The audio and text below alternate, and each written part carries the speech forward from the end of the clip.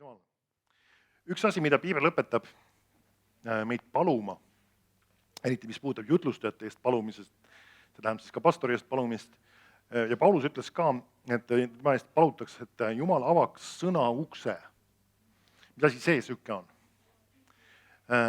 Piibel räägib sellest, et meie jaoks on pandud varjule saladused Jumala sõnas. Ja need ei ole mitte meie eest peidetud. Vahetevahel inimesed ütlevad, et Jumala tahe on meile aimamatu ja arusaamatu, et kes seda teab. Ei, need on meie jaoks pandud varjule. See tähendab seda, et see, mis Jumal tahab teha meie elus ja mis ta tahab ka meile oma sõnast näidata, see on meie jaoks varjule pandud. See tähendab seda, et see ei ole kõigile kättesaadav, kes lihtsalt tahaks midagi kätte võtta, vaid neile, kes tõesti taotlevad ja igatsevad ja soovivad, et Jumal võiks neile oma saladusi ilmutada. Amen. Piibel on seda ütelnud ka, et need, kes on ka sõnakuulelikud ja erinevad muud tingimused on, need saavad Jumala saladustest osa. Ja ma tahangi sinuga koos täna paluda enne, kui ma alustan, et Jumal võiks täna ühe sõna ukse avada. Et me võiksime saada sellest sõnast ilmutusi. Meil ei ole vaja lihtsalt informatsiooni, meil ei ole vaja teatud kirjakohti ainult kuulda, meil on vaja, et see uks saaks avatud, et see sõna võiks sinu südamesse saada istutud ja see võiks su elu muuta. Halleluuja. Nii et nõustu minuga koos selles palves. Isa, ma tänan, et sa oled hea. Sa oled helde Jumal. Ja isa, me nõustume, et isa, sina avad täna sõna ukse. Tähendab seda, et see sõna saab muuta inimesi, mõjutada inimeste elusid, tervendada, tuua lahendusi ja tuua inimesed välja probleemidest, segadustest, küsimust ja anda vastused. Isa, ma tänan, et sa teed seda, et me võime usus sellest kinni haarata ja me täname sind, et sinu töö saab siin paigast tehtud Jeesuse nimel. Aamen. Aamen. Mul on täna südames rohkem isegi õpetada ja mõnedes kohtades juba ütlesin välja selle, et mu tänase teema pealkiri on kuidas hoida oma tervenemist. Paneks selle käima. Kuidas hoida oma tervenemist. Ma olen ise seda näinud, ütleme sellest tervenemisest õpetades. Ma arvan, et suhteliselt alguses, ikkagi kui ma pastoriks sain, et võib-olla see kohe põhirõhk ei olnud tervenemisel, aga üsna pea tulid need tervenemisega seotud teemad ja ma hakkasin neid õpetama. Ja meil oli nagu tervenduskool püsivõttega, meil on praegu ka, aga see varasematel 90. keskpaigas oli see ka juba olemas. Ja ma nägin seda siis väga sageli ja seda kahjuks praegugi. Inimene tuli tervenduskooli või tervenduskoosolekule, Jumal puudutas teda, ta sai vabaks oma sidumisest, haigusest, mis iganes see oli tema parasjagu. Ta oli rõõmus, ta oli õnnelik, ta oli tänulik Jumalale sellest, et Jumal on midagi teinud ja käis oma koguduses edasi või elas oma enda elu edasi. Ja siis ma mäletan, üks konkreetne juhtum tuleb mulle meelde, isegi üks vanemapoolne naisterahvas, tal olid erinevad seljaprobleemid ja igast muud sellist tüüpi asjad, sai seal samas koha peal plaks terveks ja mäletan, ma kohtasin seda tänava peal, ta tuli, ta oli täiesti küürus seljast, ta oli valudes näha, ma küsisin, kuidas sul läheb nii halvasti, kõik on seesama, kõik on tagasi tulnud. Ja siis vahetevahel inimesed küsivad, et kas Jumal ei teinudki mind siis terveks? Või kas Jumal ei tahagi, et ma oleksin terve, miks see tagasi tuli? Või vahest mõni küsib, et miks Jumal lasi selle tagasi tulla?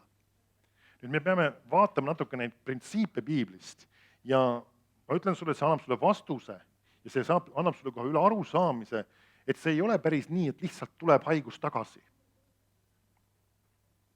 Sinul on midagi, sinul on väga oluliselt midagi selle puhul mõjutada. Amen. Vaatame korra Markuse evangeeliumi 5. peatüki ja 25. salmi. Väga tuttav kirjakoht. Ma asun, et paljudele on juba see pähe kulunud, aga see on mu taotlus muuseas. Sellepärast, et see sõna, mida sa korduvalt kuuled, see on see, mis jõuab su südamesse ja sageli toob su elus ka ühe väga olulise läbimurrangu.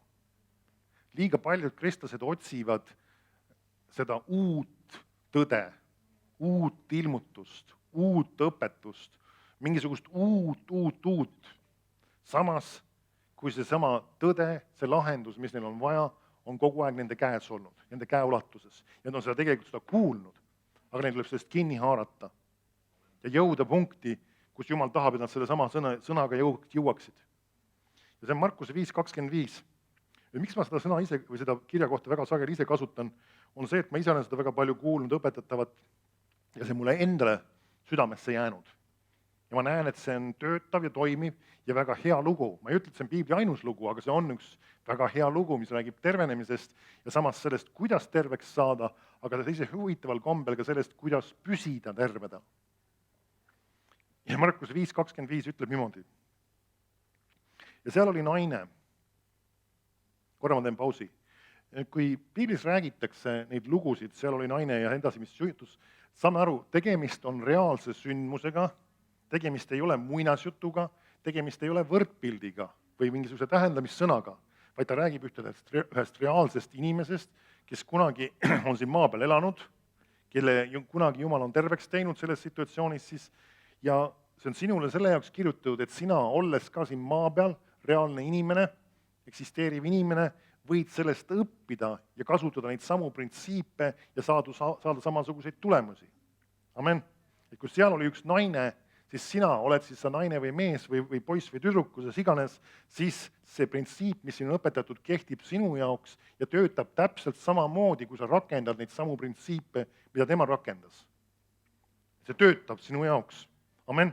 Kui see töötas tema jaoks, siis see töötab ka sinu jaoks. Ja seal oli naine, kes oli 12 aastat olnud veritõves. Et siis, kui sa saad teada, see oli üldjoontes selline haigus, kus ta veri põhimõtteliselt ei hüübinud. See on väga tõsine asi tegelikult. Ja ta oli selles haiguses 12 aastat olnud. Ta oli saanud palju kannatada mitme arsti all ning oli kulutanud kogu oma vara, ilma et ta oleks mingit abi saanud, kuna haigus oli läinud veel pahemaks. See oli kuulnud Jeesusest ja tuli rahva seast tema selja taha ja puudutas ta kuube.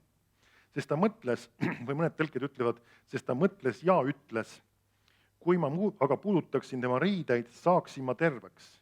Ja kohe kuivas tema vereläte ja tundis oma ihu vaevast terveks saanud olevat. Ka Jeesus tundis kohe iseeneses, et vägi temast oli väljunud. Pöördus ümber rahva seas ja küsis, kes puudutas mu riideid, ja tema jüngrid ütlesid temale, sa näed, et rahvas rõhub su peale ja küsid, kes puudutas mind. Ent ta vaatas ümber, et näha, kes seda oli teinud. Siis lõi naine kartma ning värises, sest ta teadis, mis temal oli sündinud. Ja tuli ning heitis maha tema ette ja ütles temale kogu tõe. Aga ütles naisele, tütar, sinu usk on sind aidanud. Mine rahuga ja ole terve oma vaevast. Ma võiksin siit õpetada klassikalisi printsiipe, kuidas saada terveks. Aga minu tänane teema oli, kuidas hoida oma tervenemist. Tähendab seda, et sa oled saanud oma ime, sa oled võtnud oma tervenemise vastu, see on reaalselt, füüsiliselt olnud sinu ihus, sa oled seda kogenud, sa oled näinud, et sa oled saanud terveks. Nüüd, kuidas hoida? Kas me peame tõesti hoidma? Meil on piiblis kirjakohti, mis ütlevad, hoidke seda, mis te olete saanud. Et seda ei saaks teilt varastada. Sest piibel ütleb, rääkides kuradist, et tema on tulnud varastama, tapma ja hukkama. Tema eesmärk on midagi inimestelt röövida, ära võtta. Järelikult me peame sellega kokku puutuma, et me peame hoidma seda, mis meil on. Me ei ole nii-öelda elamas selles keskkonnas, kus lihtsalt kõik ongi hästi. Kui ma ütlen oma patuse palve, siis on eluga kõik hästi suurepärane ja kiitus Jumal, ühel päeval saab taevasse. Jumal saab ühel päeval taevasse, aga sellel perioodis enne, kui sa sinna taevasse lähed, sul on vaja seda hoida, mis Jumal sul on andnud. Amen. Sul on seda vaja hoida, mis Jumal on sulle andnud. Ja kas sa märkad, ka Jeesus ütleb huvitava fraasi siia lõppu. Ta ütleb, tütar, sinu usk on sind aidanud, mine rahuga ja ole terve oma vaevast. Nüüd see ei ole juhuslik, ma olen kontrollinud üle erinevaid tõlkeid, et see just niimoodi sõnastatud on. Siin ei ole kirjutatud, mine rahuga, sa oled terve oma vaevast.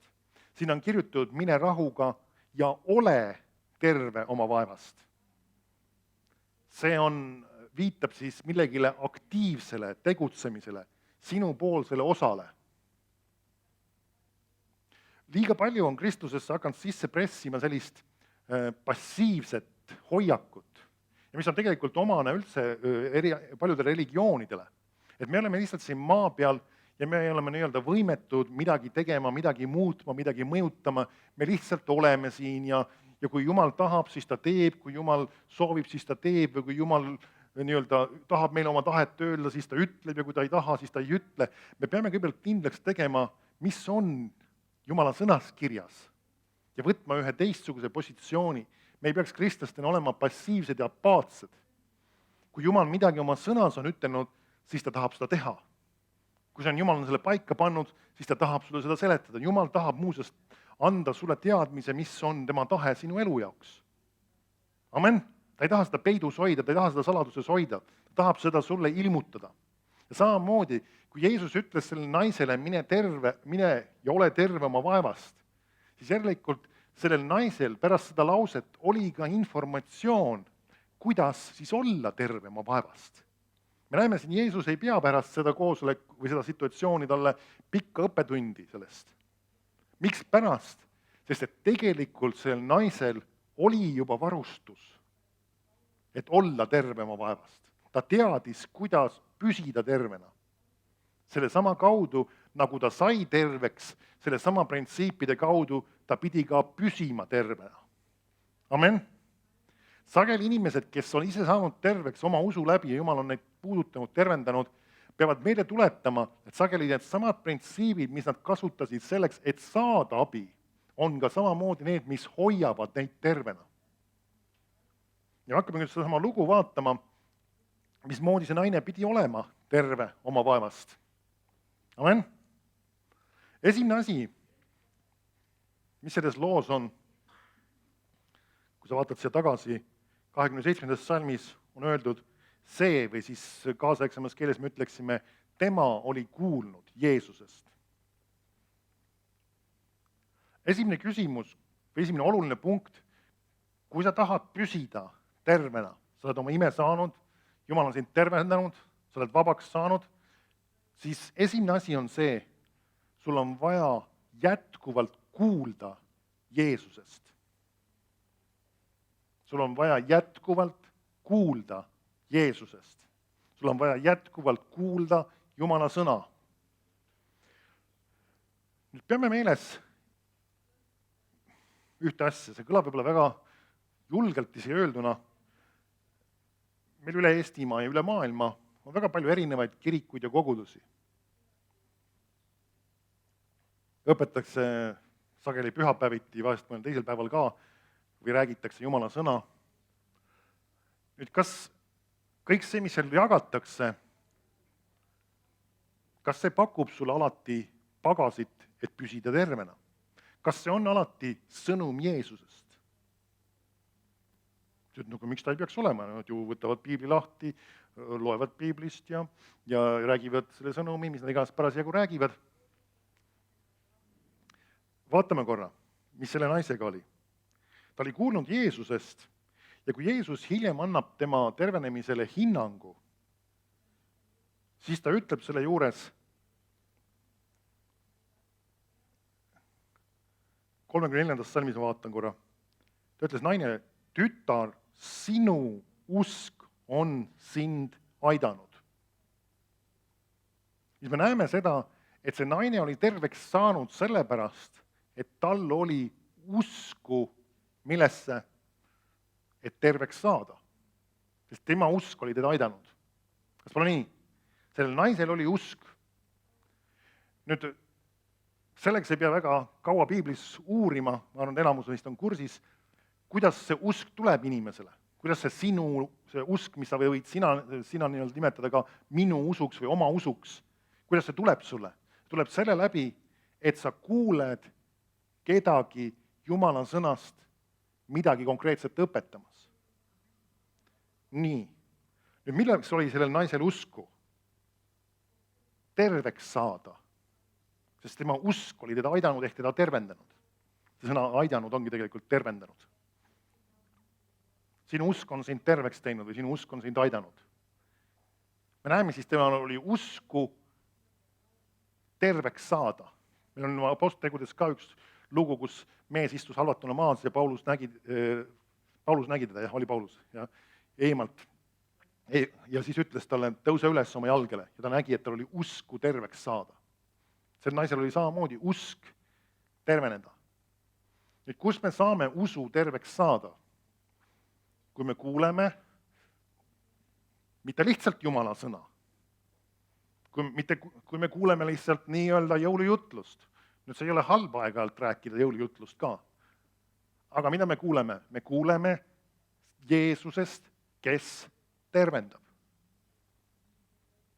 Nüüd ma teen ühe väga plangi ja kohese järelduse.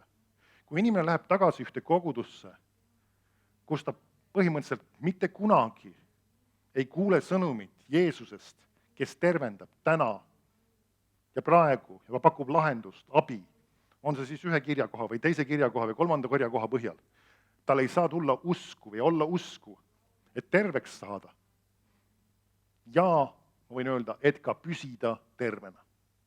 Sama näide, mis ma tõin, see naisterahvas, kes iganes oli tol ajal, see ei olnud ainus, oli kahjuks mitmeid juhtumeid, oli saanud tervenduskoolist terveks ja ma kohtasin teda, ta läks kogudusse tagasi, kus kunagi ei räägitud Jeesusest, kes tervendab täna. Ja ta kaotas oma tervenemise. Sest et tal ühel hetkel ei olnud enam usku, et püsida tervena.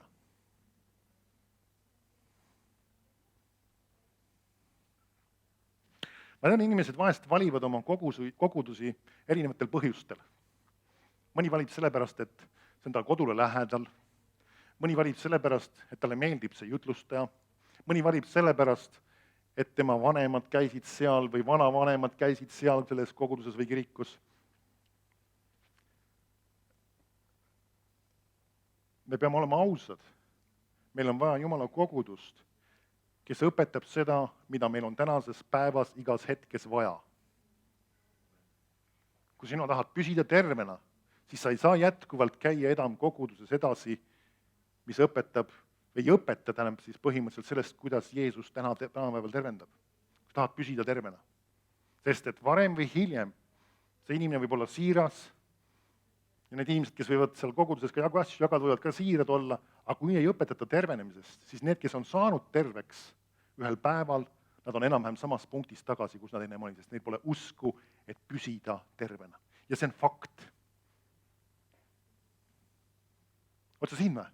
Kas me võime niimoodi öelda, siis no need on toredad kogudused, mis on toredad kogudused, aga inimesed kannatavad. Amen? Kas see teeb meist parema? Ei, see ei tee meist paremat. Me ei tohi kunagi ennast, nagu öeldakse, üle teistest tõsta, aga me peame aru saama, kuivõrd oluline vastutus see on. Tegelikult see, et inimene, kes tuleb kogudusse, et ta saab Jumala sõna täies ulatuses, selles mõttes kõigis olulistes alades, mis ta oma elus on vaja. Saarva muidugi mul ei õnnestu, ma ei tea, 1 kuu jooksul käia läbi kõik eluliselt vajalikud teemad. Kui sa võib-olla aasta aega oled koguduses käinud, siis võib-olla suurem osa nendest saab puutuvad ja ma ei garanteeri, et isegi kõik veel, ka isegi selle aja jooksul. Aga kui sa vaatad, Jeesus tuli selleks, et õpetada, kuulutada ja tervendada, me näeme, et see oli väga tugev rõhk tema teenistuses ja töös. Järelikult see peaks olema väga tugev rõhuasetus ka iga koguduse tegevuses mingil kombel. Et kuidas see sõnastatud või esitatud on, igaüks Jumal annab sellele kogudusele selle selguse, aga kui sellest ei õpetata üldse, siis inimesed ei saagi sellest kogudusest tervena püsida. Ja miks on sageli nii, et inimesed, kes käivad kogudustes, on täpselt samamoodi arstide nimekirjades või selles mõttes järjekordades ootamas, käivad oma haigusi seal ja teises, kolmandas kohas ravimas ja sanatooriumites, sest ma ei ütle, et see vale oleks, aga see on koht, kust me peaksime välja kasvama. Me ei peaks enam seal käima, selles mõttes meil ei oleks vajadust, see ei tähenda seda, et ei tohi minna. Saame aru, see on üks võimalus, mida Jumal annab meil kasutada, arsti juures käimine ei ole vale, sanatooriumis käimine ei ole vale. Amen? Aga Jumal tal on midagi enamat pakkuda. Tema kogudus ei peaks olema arstidest sõltuvuses. Sellest, mida selle maailma erinevad teadlased ja asjad suudavad avastada, vaid meie oleme sõltuvuses sellest, et Jumal on meie ravija. Amen? Sellepärast meil on vaja kogudusi, kes õpetavad selgelt, konkreetselt tervenemisest. Sellest, et Jumal tahab terveks teha täna, kõiki tahab terveks teha. See on kättesaadav kõigile, sellest on vaja õpetada, sellest on vaja rääkida erinevates kordades, erinevates jutlustes. Ja kui sellest üldse selles koguduses ei räägita, siis see inimene, kes selles koguduses käib, varem või hiljem, ta kaotab oma tervenemise. See on fakt. Kas sa said aru selles loos, see on näha tegelikult? Sest et kui inimesel tuli usk kuuldust, Ja kui ta ei kuulegi, siis tal ei tule usku. Ja tema usk ei saa kasvada, tema usk ei saa tugevamaks muutuda ja kui seda nii-öelda toitmist uuesti juurde ei tule, siis see muutub nõrgemaks ja ühel päeval ta leiab ennast haigena taas. Ma ei tea, millal see juhtub, ma ei ole, nagu öeldakse, mul ei ole mingit täpset numbrit sulle öelda, aga see on reegel. Samamoodi see oleks niimoodi, kui sina regulaarselt ei sööks, siis ühel hetkel sa muutud nõrgaks, siis muutud veel nõrgemaks ja väga nõrgaks ja inimene võib surra nälga.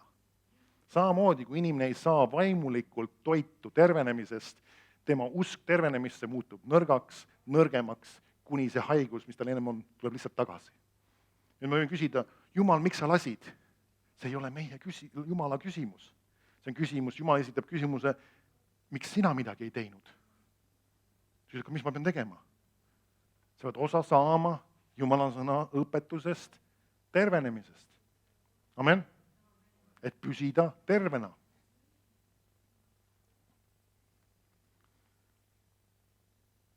Ma esitan võib-olla ühe väga karmi idee või väite. Ma ei ole seda väga palju teinud, sest et me saame aru, piibli kontekstis ei ole eetiline alati öelda kellelegi inimesele otse, et sa peaksid nii-öelda tulema ära sellest kogudusest midagi taolist tegema. Otsa siin. Miks pärast, sest et see ei ole meie, nagu öeldakse, ülesanne kedagi teistest kogudusest endale ära tõmmata. Amen? Kui tegemist ei ole päris vale õpetusega, nagu mormoonid või Jehoova tunnistajad või mõni kultus või midagi sellist. Amen? See ei ole päris eetiline. Aga me peame aru saama seda, et kui Jumal on kellegi südamesse seda rääkinud, siis see on iga inimese vaba nii-öelda voli. Samas mul tuleb meelde üks situatsioon, ma olin ühes koguduses, ma ei mäleta, võib-olla üle 5 aasta tagasi, võib-olla rohkem isegi veel juba. Ja ma olin seal mõned korrad külalisena jutlustamas käinud ja üks noormees, ta oli muga ennem juba selle ajaks haigus nagu suhelnud. Tegelikult ta oli noormees, ütleme, ta oli ikkagi juba täisealine meesterahvas ikkagi juba. Ja ta oli olnud abielus ja erinevatel põhjustel oli juhtunud niisugune kurb asi lihtsalt, et see abielu oli katki läinud. Ja naine oli lahkunud ja seal olid mingid probleemid tekkinud, naine ei olnud Jumalaga koos enam edasi käimas, aga selle kogudus oli võtnud niisuguse idee pähe, et kui inimene on lahutatud, siis ta ei tohi koguduses mitte midagi teha. Ja ta peaks minema lihtsalt ja uuesti selle eelmisega abielluma, aga kuna tema naine ei olnud sellest huvitatud ja tal ei olnud mingit huvigi Jumala asjade suhtes üldse, kuidas sa siis saad temaga lihtsalt abielluda? Ta lihtsalt oli niisuguse lõhkise küna ees, koguduses ei lasta mul midagi teha, ma pean lihtsalt olema, ma ei nii-öelda uuesti abielluda ka ei tohi, seda öeldi talle ka konkreetselt. Ja niimoodi lihtsalt niisugusest situatsioonist oli ja ta tahtis minuga rääkida lihtsalt peale koosolekut ja ma ütlesin, et ma olen nõus sinuga rääkima. Ja ta rääkis selle loo ära ja siis ma ütlesin seda, et ma rääkisin Jumala sõnast. Esiteks, Jumal on esmalt armastus. Amen. Me keegi ei tule Jumala juurde ideaalsetena. Amen. Nii mõnigi meist võib-olla on tulnud nii-öelda katkise taustaga. Otsa siin. Võib-olla abielu on katki läinud, erinevad asjad on juhtunud. Samas võib-olla isegi mõne puhul on see isegi kristlasel toimunud. Otsa siin. Erinevatel põhjustel. Me ei saa, nagu öeldakse, alati kõiki asju, nagu öeldakse, mis tehakse nii-öelda teiste eest inimesed, saab aru, abielus on alati 2 poolt. Sa ei saa, nagu öeldakse, kõiki asju teiste eest otsustada. Ja vahest me võime olla isegi ise põhjustanud mõningaid asju. Nüüd, kui me oma kristlikus elus üldse teeme mingisuguse vea, siis mis Jumal teeb? Kas ta annab sulle andeks, kui sa parandad meelt? Välja arvatud abielu lahutus. Meil ei ole sellist kirjakohta olemas. Samas piibel ütleb, et abielu lahutus ei ole midagi sellist, mis Jumalale meeldib. Ta ütleb, et see on patt, see ei ole õige asi. Amen. Aga nüüd sellega teemaga on üldse niisugune asi, et me ei saa, nagu öeldakse, igat juhtumit mõõta ühe samasuguse pulgaga. Iga juhtum on erinev, iga situatsioon on erinev, pluss siis me peame aru saama, et Jumal vaatab esmalt Jumala armastuse kaudu nende asjade peale. Ja tahab inimest taastada, üles ehitada. Vahest on võimalik need 2 liita, vahest see ei ole võimalik. Vahest üks pooltest ei olegi huvitatud või vahest üks on lihtsalt Jumalast eemaldanud ja ta ei tahagi Jumalaga tegemist teha, sest et piibel räägib sellest, et inimesed, kes abielluvad, peaksid ikkagi olema mõlemad, kes tahavad Jumalat teenida. Amen. et siin on mõningad printsiibid on selle asja juures, aga põhiline on Jumala armastuse printsiip. Ja sel hetkel ma mäletan, see oli üks erandlik situatsioon, ma ei ole sedasi ütelnud eriti palju üldse kellegi, ma ei mäleta, kas ma olen seda ütelnud kunagi väga harva. Ma mäletan, Jumala vaim ütles väga selgelt, ütle sellele mehele, lahkusid kogudusest. Sest su elu läheb minu, nagu öeldakse, sassi ja saab raisatud, lahku ja las Jumal juhib sind ja Jumal saab luua sulle uue perekonna ja sinu elu saab edasi minna.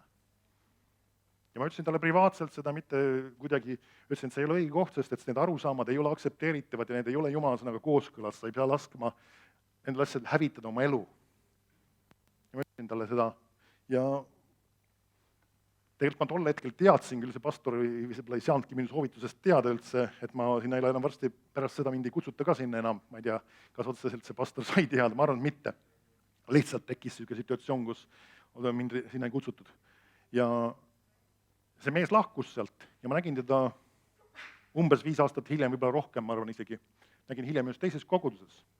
Ta oli ühe teise linna läinud elama, käis seal teises koguduses, ta oli uuesti abiellunud, neil olid lapsed ja nad olid elamas ühte täisväärtuslikku elu. Otsa sinna. On vahest situatsioone, kus, nagu öeldakse, inimene peab lahkuma, et hoida oma elu, sellepärast, et see, mida jagatakse, ei paku tema elule lahendusi. Amen? See ei muuda tema elu, see ei tervenda teda, see ei anna talle lahendusi. Amen? Inimesed võivad teha siiralt ja oma parima arusaame järgi ühes või teises koguduses jagada Jumala sõna ja Jumal teeb tööd väga paljudes kohtades, aga on vahest mõningad tõed, mis võivad, või valed arusaamad, mis võivad inimeste elusid hävitada. Ja abielu lahutuse teema on üks teema, millega on hävitatud hulgi inimesi. Kui ma sellesse sõitsin, ma puudutan seda teemat just täpselt nii. Ma arvan, et ma lähen suhteliselt võib-olla otseseks või isiklikuks võib-olla, mitte konkreetselt siin kedagi puudutades. Aga see oli aasta 2000. Ja Eestis mingil määral pandi selle koha pealt nagu üks punkt paika või kuidagi nagu keerati teatud üks nagu midagi olulist sai puudetud tegelikult, sest et sel samal aastal Eestis abiellusid, ma tean, vähemalt 3 suhteliselt tuntud, 2 vähemalt jutlustajat ja üks siis, ütleme, kes oli ka Jumala riigi töös väga aktiivselt tegutsemas, naistega, kes olid lahutatud. Üks oli mina nendest ka muudes. See ei ole saladus. Ja meil oli vaja see punkt paika panema, ma tollal mäletan, Allan Kroll oli üks nendest ja üks oli Hubert Jakobs, kui sa tead tema nime, erinevad kogudusest on. Ja tegid need otsused, sest nad teadsid, Jumala sõna õpetab seda, et selles ei ole midagi valet. Vaata siin me. Me ei saa kellegi inimest kohut mõista selle pärast, mis on ennem toimunud, vaata siin. Amen, sest Jumal on see, on erinevaid põhjuseid, erinevaid situatsioone, mis inimeste elus on sündinud ja me ei saa nende inimeste elu hukka mõista, nende üle kohut mõista selle järgi. Amen. Ma mäletan, tol ajal Allan Krollil näiteks juhtus see, et teda ei lastud enam mõndadesse kogudustesse jutlustama, kui ta oli selle sammu teinud. Ja mingi aja jooksul need kogudused said aru, et kuule, see vist ei ole väga tark ja mingi paari aasta pärast võtsid ta taas jutlustama endale.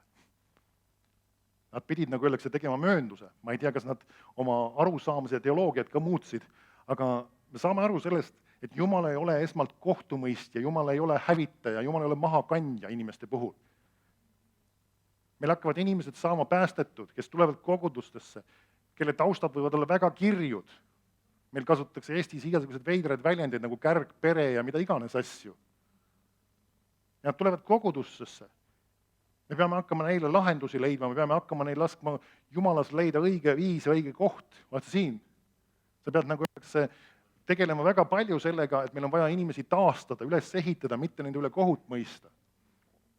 Me peaks, nagu öeldakse, munkade, nunnade ordu arvatavasti siis käivitama, kui inimesed hakkavad päästmisele tulema, sest väga suur osa nendest on katkiste suhete ja asjadega. Sest keegi ei tohi enam uuesti abielluda, see on lahutatud ja see on mis iganes ja kõigil keelame jutlustamise ära, kõigil keelame koguduses tegutsemise ära ja enamus tulevad katkiste pere taustadega kohale tegelikult Jumala juurde. Amen. Et me peame aru seda, Jumal on armuline ja halastaja. Amen. Jumal tahab ehitada, taastada. Amen. Ta tahab taastada. Ja tema on see, kes taastab, loob midagi uut. Kui kui kuskil on midagi katki läinud, kui kuskil on midagi saanud purustatud. Kurat on see, kes on hävitanud, lammutanud. Amen. Aga Jumal tahab ehitada ülesse. Amen. Ja selleks on meil Jumala sõna vaja ja sellest on vaja Jumala sõnas õpetatud tõdesid. Kui sa tahad abielulahutusest väga selget raamatut, siis Kenneth Hagini raamat abiellumine, lahutamine ja uuesti abiellumine. Väga hea, põhjalik, detailne õpetus. Loe see läbi, tee endale see asi selgeks. Kui see teema just sinult spetsiifiliselt puudutab, see on vajalik, et seda uurida. Ma ei suuda seda kõike läbi käia, ma olen ise kunagi selle teema õpetanud küll ühe korra koguduses, aga see on vaja endale selgeks teha. Et keegi ei saa sind paika panna. Vaat see siin. Meil kunagi keegi esitas mulle selle väljakutse, mina ei taha siin koguduses käia, sina ka lahutud inimesega abielus. Ma ütlesin, sa võid minna. Jumala sõna õpetab. Umbes nii talle ütlesin. Ja ta läks. Ma ütlesin, et see on sinu oma asi. Tänasel päeval, ma tean 2 kõiki, kes seda tegid, vaimulikult sassis segaduses. Miks pärast? Sest et kui sa mõistad kohut Jumala sulast üle, see kohtumõistus tuleb sinu enda peal tagasi. Amen. See on üks asi, mida me peame teadma, et Jumal tahab, et me oleksime armulised ja halastajad. Amen. Keegi ei ole ideaalne olnud. Amen. Me võivad olla vigu teinud, me ei tea alati. Ja mõnendes situatsioonid see võib olla tehniliselt isegi õige. Aga sellegipoolest Jumal on see, kes tahab ehitada ja mitte lammutada. Amen. See ei tähenda seda, et kui sul tekib tüli oma abikaasaga, siis lahuta kiiresti ära. See ei tähenda seda, ilmselgelt mitte. Amen. Okei. See oli mu vaheteema, aga niisiis õpetuse puudus on siis tegelikult seesama üks põhjus, miks inimesed kaotavad tervenemise. See oli mu esimene punkt, kui sa mingit punkti tahtsid. Ta oli kuulnud Jeesusest ja inimesed, kui neil puudub õpetus, siis see tähendab seda, et inimesed oma õpetuse puuduse pärast võivad kannatada. Ja vaatame korra õpetussõnade 5.22. 5.22. Õelad tapavad tema enese süüteod ja teda peetakse kinni tema enese patuköitega. Ta sureb õpetuse puudusest ja läheb eksiteele suurest rumalusest. Miks siis inimesele tuleb siis tol hetkel lausa suremine? Õpetuse puudusest. See tähendab seda, et ei ole Jumala sõna selget õpetust, arusaamist teatud teemadest ja sellepärast häving saab tema elus osaks. Ja ta ütleb, ta läheb eksiteele suurest rumalusest, sest et ta ei ole Jumala sõna õpetust kuulnud. See on lahendus. Vahest mõned inimesed ei oska hinnata seda, et õpetatakse mingist teemast, õpetatakse koguduses ühte teemat, õpetatakse koguduses teist teemat. Nendel ei ole harjumust alati isegi kuulata regulaarselt jutlusi. Näiteks isegi, kui meil on interneti piiblikool, mõned inimesed alguses mõtlevad, see on tore, põnev asi, et seal interneti mingisugune piiblikool, et kuulaks ka seal jutlusi. Ja siis, kui nad avastavad, et neid pannakse iga nädal kuulama 4 jutlust ja korrutasi siis 4 nädalaga siis 6, pluss siis tegema iga kuu lõpus veel kontrolltöö, siis peale esimest kuud tavaliselt on see, et alati meil interneti piiblikoolis inimesed välja langenud. Sest nad ei ole harjunud kuulama Jumala sõna õpetust. Pikemad perioodid ja pikemad ajad ja regulaarselt, järjepidevalt. Aga seda on vaja teha, sul on vaja seda. Amen. Sul on vaja Jumala sõna regulaarset õpetust, et püsida tervena ja vabana. Vaatame Hosea 4.6. Ütleb, mu rahvas hukkub tarkuse, siis mõni tõlge ütleb ka teadmise puudusel. Hosea 4.6. Mu rahvas hukkub tarkuse ehk teadmiste puudusel, siis ta ütleb, et sa põlgad tarkust, siis põlgan mina sind. Ja sa ei või olla mu preester ja sa oled unustanud oma Jumala käsuõpetuse, siis unustan minagi su lapsed. Me näeme, et ta suunas küll Jumala preestrile selle otseselt, aga see kontekst on jälle see, või see printsiip on see, kui inimene mismoodi rahvas hukkub lausa, ehk tarkuse ehk teadmise. Tarkus ja teadmised tulevad Jumala sõnast puudumisel. Ja kui inimene lausa põlgab seda tarkust, siis Jumal hakkab teda põlgama ja kui ta on unustanud Jumala käsuõpetuse, siis Jumal ütleb, et tema unustab ka tema lapsed. See tähendab seda, et me näeme, et üks jumalik õnnistus on kaasas sellega, kui inimene võtab osa Jumala sõnast ja Jumala õpetusest ja peab seda oluliseks ja peab seda väärtuslikuks. Amen. Et kui seda ei ole ja kui inimene ei ammuta sellest ja ei igatse selle järgi, siis see annab võimaluse tulla tema ellu hävingul. Ehk siis, kui ma räägin täna tervenemisest, siis varem või hiljem tervenemine kaob, lahendus kaob. Kui mõni inimene näiteks käitub niimoodi, ma olen seda aeg-ajalt ikka kohanud, et ta käib koguduses või mõnes teises koguduses siis, kui tuleb mõni tuntud jutlustaja, välismaa jutlustaja või toimub mingi erisündmus. Muul ajal ta ei vitsi eriti kohale tulla. Ja ta arvab, et siis ma saan terveks, siis ma saan abi. See ei tööta. Amen. Ta võib isegi saada puudutud, aga see tervenemine ei jää püsivalt temaga. See lahendus ei jää püsivalt temaga, sest ta ei ole hinnanud ja väärtustanud Jumala sõna õpetust. Vahest mõndadele inimestele meeldivad sellised ainult sellised erinevad Jumala väe koosolekud ja puudutuse koosolekud ja tervenemise koosolekud ja kiitus Jumal nende eest. Aga me peame hindama ja väärtustama ka õpetust, sest Jeesus esmalt õpetas, siis kuulutas ja siis tervendas. Me näeme isegi, et õpetus on eespool kui Jumala sõna kuulutamine. Ehk siis sellised nii-öelda väekoosolekud või sellised tervenduskoosolekud. Õpetas, kuulutas ja siis tervendas. Võid näha, see tervenemised olid pärast seda, kui õpetust oli piisavalt jagatud, oli Jumala sõna kuulutatud, õhutatud ja nüüd hakkasid imed toimuma. See on see järjekord. Kui me tahame näha oma elus püsivat ja stabiilset tervist, nagu ma räägin tervenemise teemast, või mingit muus alas, siis meil on vaja õpetust sellest, meil on vaja õpetust sellest, meil on vaja õpetust sellest, meil on vaja õpetust sellest, meil on vaja õpetust sellest. Amen. Kui tahad, et sinu rahaasjad oleksid korras, siis sul on vaja õpetust sellest, sul on vaja õpetust sellest, sul on vaja õpetust sellest. Kui sa tahad, et sinu pereasjad oleksid korras, siis sul on vaja sellest õpetust, siis sul on vaja õpetust, sul on vaja õpetust, sul on vaja õpetust sellest. Ja nii edasi. Meil on vaja erinevatest asjadest õpetust, sest kui me ei saa sellest õpetusest osa, siis see toob mingil kombel, kas annab võimaluse hävingul ja hädal tulla meie ellu. Kui sa tahad hirmutada, ma tahan sind motiveerida, et sa igatseksid õpetuse järgi. Amen.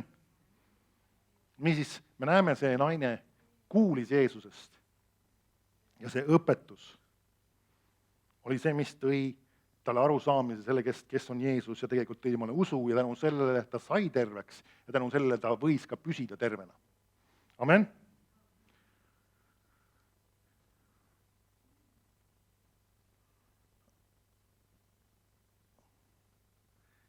Järgmine ala.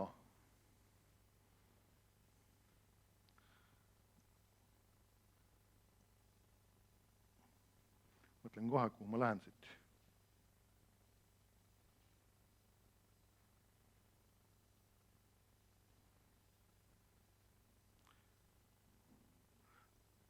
Vaatame veel seda õpetuse teemat. Nüüd õpetusega on üks asi ka veel. Me oleme ausad. Inimloomusele meeldivad, mõtlen siis isegi lihalikule loomusele, meeldivad traditsioonid. Nüüd, kas nendes on midagi halba oma olemuselt? Nendega ei ole nii kaua probleeme, kui neid ei tõsteta kõrgemaks Jumala sõnast. Näiteks meil võivad olla erinevad traditsioonid, näiteks peresisesed traditsioonid. Sageli inimestel on kena traditsioon näiteks pidada kõigi perekonnaliikmete sünnipäevi. Neid meeles pidada. Või näiteks sünnipäeva hommikul laste puhul eriti võib-olla minna ja laulda või lihtsalt õnnitleda kui sa enne voodist üles jõuad isegi tõusta. Oled sa siin või? Kas selles traditsioonis on midagi halba? Ei, selles ei ole mitte midagi halba. Amen? Sellel traditsioonil ei ole midagi halba. Siis meil võib olla Eestis näiteks mõningad rahvuslikud traditsioonid. Iga 2 või 4 aasta tagant, selles mõttes, kuidas need erinevad intervallid on terve hulk, on need nii-öelda laulupeod Eestis.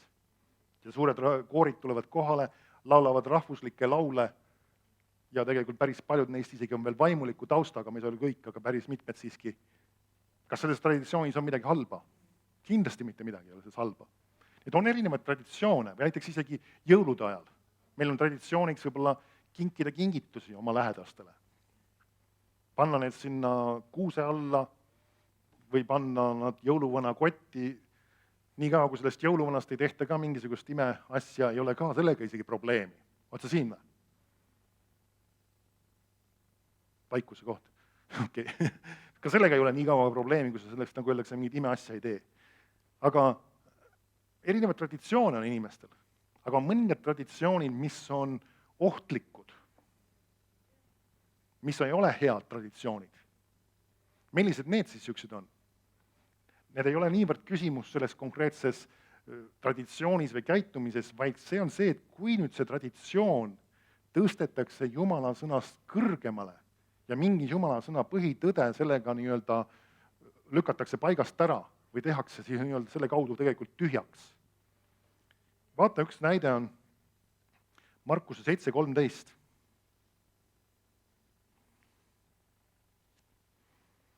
Markuse 7:13. Ma ei hakka sulle seda praegu lugema, seda kogu kontekstiga sa võid ise vaadata, võib-olla see natukene keeruline kirja kohta, aga ta räägib siin sellest, kuidas tol ajal oli Jumala sõnaga Vanas Testamendis paika pandud, et nad pidid austama oma vanemaid. Ja muuseas, see on ka Uues Testamendis paika pandud asi. Ja see austamisega käis kaasas ka see, et nad pidid oma vanemate eest hoolitsema, neid siis kas rahaliselt toetades või praktilise külje pealt neid toetades. Ja nüüd nemad tegid sükse asja selle asemel, et nad ei vitsinud seda teha ja see neile ei meeldinud või sobinud, siis nad võtsid hoopis selle raha ja andsid selle hoopis ohvriks. Ja ütlesid, et ma andsin selle nüüd Jumalale, ma olen nüüd midagi vägevat ja imelist teinud, aga need vanemad, las need olla, kuidas iganes hakkavad saavad. Ma annan selle Jumalale selle ohvriks, ma olen väga vaimulik. Ja Jeesusele ei meeldinud siuke asi. Ta ei aktsepteerinud seda. Sa ei saa, nagu öeldakse, vaimulikustada oma sõna kuulmatust või oma mässamist Jumala vastu. Kui Jumal on öelnud, et vanemaid peaks austama ja vanemaid peaks nii-öelda austavalt suhtuma, nende eest peaks ka hoolitsema, eriti kui nad on juba vanemaealised, ma mõtlen just selles mõttes, siis Jumala sõna nõuab seda ja eeldab seda. Me ei saa seda vaimulikustada sellega, et ma annan kõik selle suure anni või ohvri või mingisuguse, annan hoopis Jumala riiki või kogudusse, et ma ei hakka nendega nikerdama, ma viitsin nendega jamada. See ei saa olla, see ei ole aktsepteeritav Jumala jaoks. Amen. Ja siin ta ütleb selles samas kontekstis, ütleb ta sellisel kombel. Ja teete nende Jumala sõna tühjaks oma pärimusega. Ja nad olid veel lausa pärimuse loonud selle asja juurde.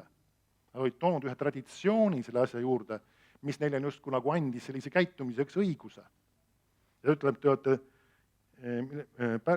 teete tühjaks oma pärimusega, mille te olete pärinud ja teete palju muud seesugust. Nüüd millest ta räägib siin, see on see printsiip. Kui inimestel on üks mingi pärimus, mingi arusaam, mingisugune mõttelaad, mingisugune õpetus, mis on nii-öelda levinud kristluses või kristlaste seas või mingitest, ma ei tea, aastate jooksul. Ja kui see ei ole kooskõlas sellega, mida Jumala sõna õpetab, see võib kõlada ilusani, see võib kõlada toredana, aga kui ta ei ole kooskõlas Jumala sõna printsiipidega ja kui me võtame selle omaks, siis ta teeb jõuetuks või tühjaks, ükskõik tõlge kasutage väljend, teeb jõuetuks selle, mis Jumala sõna on õpetamas. Ja selle näiteks tervenemise teema puhul on päris palju selliseid nii-öelda pärimusi või nii-öelda selliseid veidraid arusaamasid ja mõtlemisi, mida tegelikult piibel ei õpeta, aga mida mitmed kristlased usuvad. Ma olen kunagi nendega tegelenud, nendega võiks pikemalt isegi tegeleda, ma võin sulle mõningad niimoodi lihtsalt välja visata. Üks nendest näiteks on see klassikaline asi tegelikult, väga sageli juhtub seda. Keegi inimene sureb, ütleme kristlane, ja siis inimesed ütlevad, Jumal võttis ta enese juurde. Või siis sellised väljendid isegi lausa, Jumal oli vaja ingleid taevasse. Seda öeldakse isegi vahest just, kui keegi laps näiteks sureb mingi õnnetuse või millegi asja läbi. Jumal võttis ta omale ingliks taevasse. Nüüd see võib kõlada ilusana ja see võib kõlada just kui isegi lohutavana võib-olla selle inimesele, kes oli tema lähedane. Aga see on vale. Esiteks, inimene, kes sureb kristlasena või ka noore lapsena siis, läheb taevasse, aga ta ei muutu ingliks. Sa oled inimene siin maa peal ja ka taevas. Amen. Teine asi. Jumal ei võta kedagi siit maa pealt ära. Piibel ütleb, kes on tulnud tapma, kui inimene sureb noorelt, enne kui tema aeg on minna, siis see ei ole Jumal, kes seda korraldab. Amen. Ja isegi kui on tegemist inimese nii-öelda, selles mõttes, ta elab oma elu nagu täis siin maa peal ja lahkub, siis tegelikult piibli järgi nii-öelda ta lõpetab hingamise, läheb Jumala juurde. Amen. Jumal ei pea teda, nagu öeldakse, selles mõttes tulema ära võtma. Tema aeg sai täis ja ta läheb. Ja Jumal inglid viivad ta küll ära, aga Jumal ei ole see, kes korraldab inimeste surma, õnnetusi, hädasid, laste surma, autoõnnetusi, mida iganes, muid mingisuguseid katastroofe. Jumal ei ole tulnud varastama, tapma ja hukkama. Ja selle mõttelaad on levinud. Sageli võid seda kuulda isegi matustel, kuidas keegi jälle ütleb seda, et no, Jumala teed on meile mõistmatud ja näe, Jumal viis ta jälle enda juurde. Ja ta viis ta küll enda juurde, kui ta oli usklik. Aga tema ei olnud see, kes põhjustas tema surma. Ja see on üks vale. Ja seda traditsiooni, kui inimesed söödavad seda ette, siis mida see teeb? Sageli see teeb just, nagu öeldakse, tühjaks selle, et inimesed võiksid uskuda, et Jumal on hea, et Jumal kaitseb meid, et Jumal on meie abimees. Amen. Et Jumal ei ole tulnud meilt varastama meie elu ja meie tervist, vaid ta on tulnud meile tervenemist pakkuma. Ja see sagas selle sama inimesel, kes tahab tulla ja saada abi ja teist külge ta justkui usub seda, et nüüd Jumal aeg-ajalt ikkagi tahab kellegi surma saada, kuidas ta saab kahtepidi vastuoluliseid asju omavahel uskuda? Et see sama Jumal, kes tervendab, see sama Jumal teise käega justkui tahab sind ära tappa. Amen? Või teine tõde, see, et Jumal teeb inimesi haigeks. Nüüd sellega tuleb ka väga täpne olla ja korrektne olla. Kui me räägime ühest siirest kristlasest, kes käib koos Jumalaga oma parimas arusaamises, ta ei pruugi täiuslik olla, kes käib koos Jumalaga lihtsalt oma parimas arusaamises, siis Jumal ei ole see, kes põhjustab sinu haigust. Sest piiblis Jeesus ütles, kurat on tulnud varastama, tapma ja hukkama. Ja Jeesus ütles, et Jeesus käis mööda maad ja parandas kõiki, kellede üle kurat oli saanud võimuse ja Jumal oli Jeesusega. Ta vastandab Jumala ja kuradi ja haigused ja tervenemise. Jumal ja tervenemine on ühel pool, kurat ja haigused on teisel pool. Ja kui keegi haigestub, siis ta nimetab seda kuratlikuks sidumiseks. Amen? Või rõhumiseks või kuidas iganes me tahame seda nimetada. See ei tähenda, et see teemon alati kohe on seal juures, aga see ei ole Jumala põhjustatud. Ja sellised valed ja niisugused pärimused nii-öelda on levinud kristlaste seas. Need tuleb maha lammutada selleks, et inimesed võiksid püsida tervena. Sest kui need mõtted ja ideed jäävad edasi inimesega, siis varem või hiljem see tervenemine just röövitakse selle kaudu. Mõni ütleb, et no Jumal tahab mulle ikkagi pikameelsust ja kannatlikkust selle haiguse kaudu õpetada. Ja siis seesama inimene, kes arvab, et Jumal tahab talle pikameelsust ja kannatlikkust selle haiguse kaudu õpetada, see lauapealne või öökapi pealne, kus ta voodi kõrval on pudeleid igasuguste ravimitega täis, igasugused tablette, kõik kohad on täis.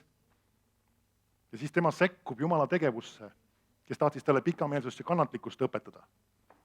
Mis mäss see on? Ma mäletan kunagi Kenneth Hagin just tegi niimoodi, ühel inimesel läks külla, kes ütles seda sama just.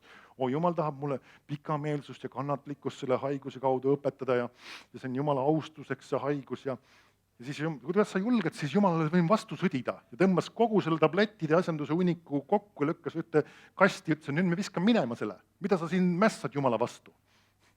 Ja siis ta nagu öeldakse ärkas. Nüüd see on üks asi, mis on omane traditsioonile ja just ka sellisele kombele, see ei ole ratsionaalne, see ei ole mõistlik. See ei küsi üldse, kas see, mida õpetatakse, mida usutakse, kas see on mõistlik ja kas see omavahel haagib kokku. Religioon on, nagu öeldakse, ta on irratsionaalne. See tähendab seda, et ta nagu öeldakse, selles ei ole midagi mõistlikku, see on lihtsalt mingisuguste asjade tegemine, mida lihtsalt sa teed, sa ei tohi kunagi küsida, miks sa seda teed. Sa ei tohi kunagi esitada küsimusi, kas see on vajalik ja kas meil piiblis sellest juttu on, me lihtsalt teeme.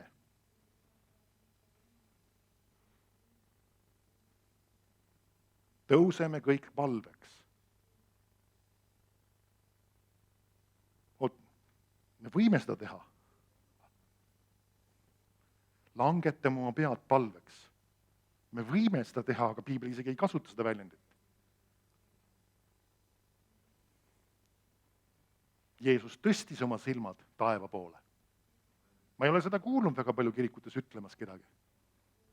see, kes selle ees seisab, ütleb, tõstame oma silmad taeva poole nüüd koos. Mis sa siis ütlesid? Mis veider fraas see on? Jeesus teeb mitu korda seda piiblis. Miks me ei võiks öelda? Tõstame oma silmad nüüd taeva poole koos.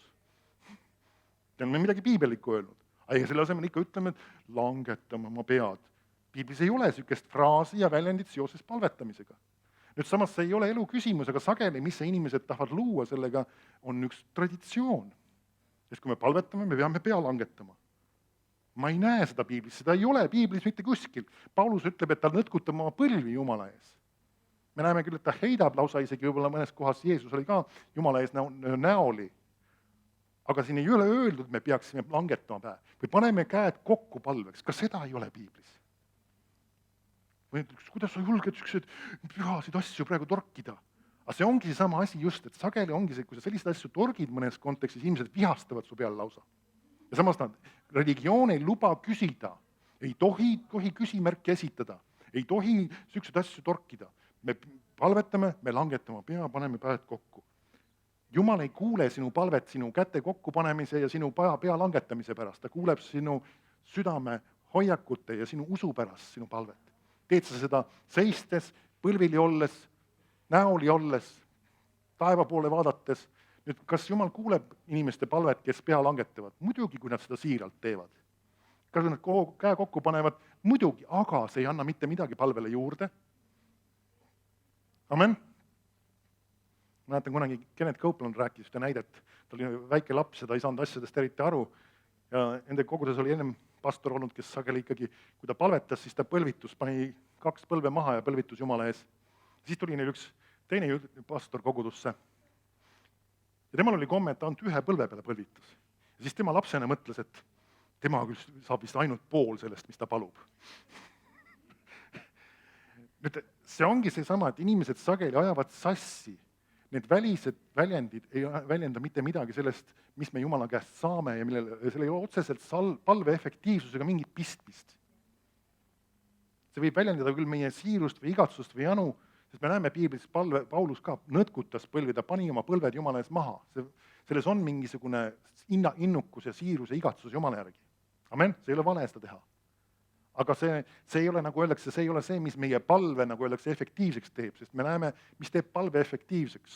Kõik, mida te palute ja anute, uskuge, et te seda saate. Erinevad piibliprintsiibid, teatud kontekstis usk, teatud kontekstis on see järjepidevus ja püsivus, ja erinevad asjad, mis on vajalikud palvega seoses, need on need asjad, mis panevad palve tööle. Amen.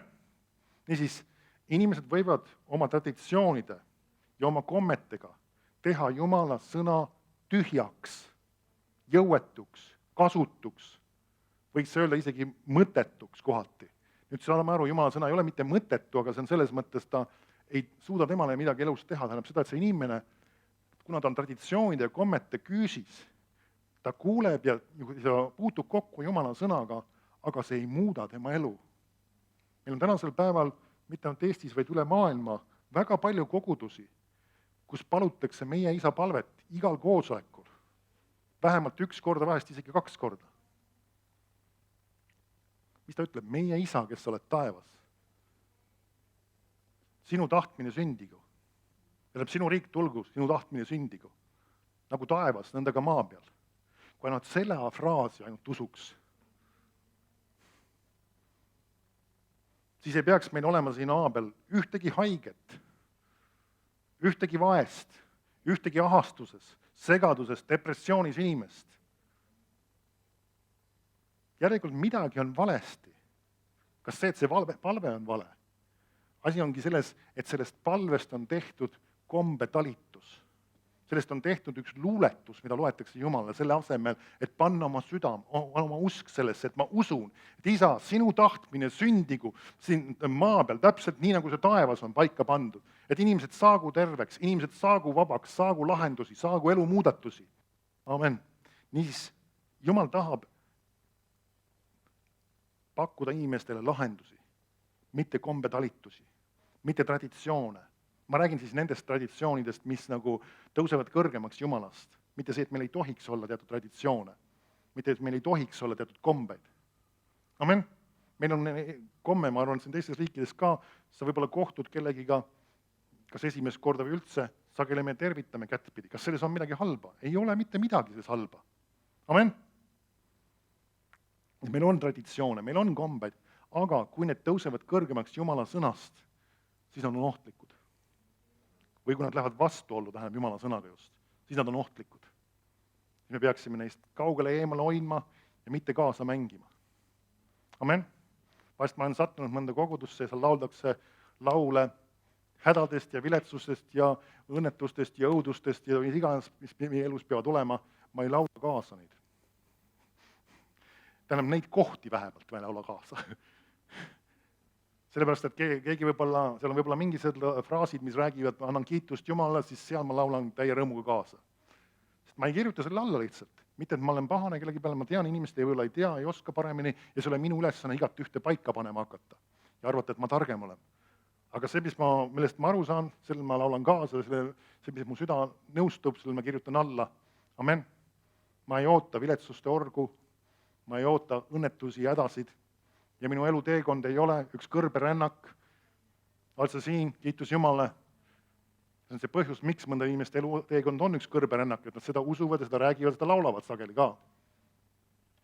Jumal on kutsunud meid elama võidukat elu.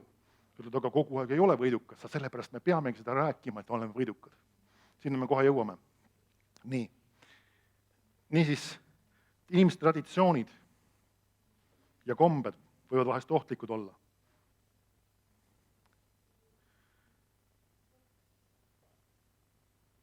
Järgmine asi, kui see naine oli kuulnud Jeesusest, ta ütleb, siis ta mõtles ja ütles korduvalt, kui ma puudutan Jeesuse kuube, siis ma saan terveks.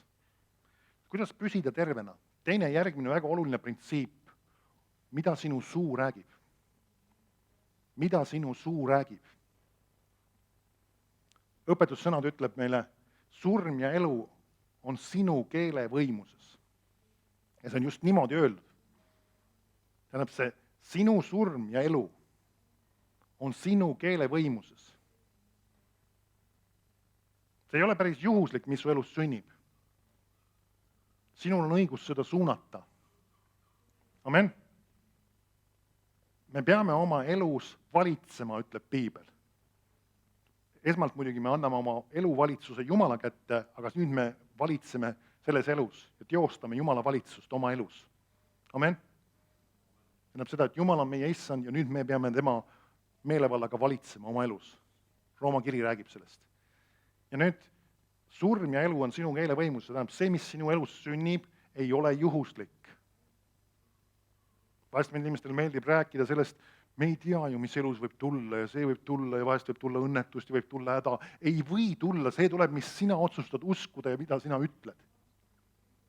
See on see, mida Piibel õpetab, sest surm ja elu on sinu keele võimuses ehk sinu meelevallas. See, mida sina räägid, see, mida sina igatsed ja ootad ja usud, see on see, mis hakkab varem või hiljem sündima.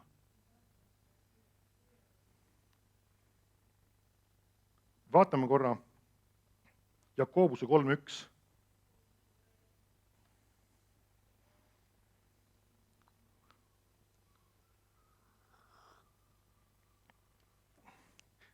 Ma räägin, kuidas hoida tervenemist, kuidas püsida tervena.